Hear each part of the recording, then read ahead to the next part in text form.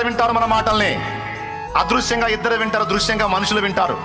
అదృశ్యంగా వినేవాళ్ళు ఇద్దరు, దేవుడు వింటాడు, శత్రువు కూడా వింటాడు. పనికి మాలిన మాటలు, మనం ఓటమిని అంగీకరించిన మాటలు మాట్లాడితే వాడు రాసుకుంటాడు, ఓకే చేసుకుంటాడు, ఇంకా శోధించడం మొదలు పెడతాడు. వాడికి ఆ ఛాన్స్ ఇవ్వద్దు. కింద పడ్డా ఏమన్నాడు తెలుసా భక్తుడు? శత్రువా, నా మీద అతిశయపడకు, తర్వాత నేను పడినను తిరిగి లేచెదను. నా దేవుడు రాయించాడు, నీతిమంతుడు 7 మార్లు పడినా తిరిగి లెగుస్తాడు అని. నేనైతే చావను, బ్రతికి ఉండి నా దేవుని క్రియలను వివరించేదను.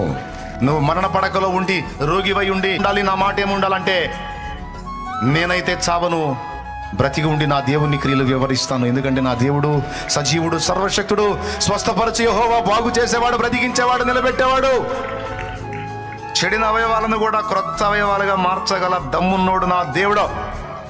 నేనైతే చావను, బ్రతికి ఉండి నా దేవుని క్రియలు వివరిస్తాను.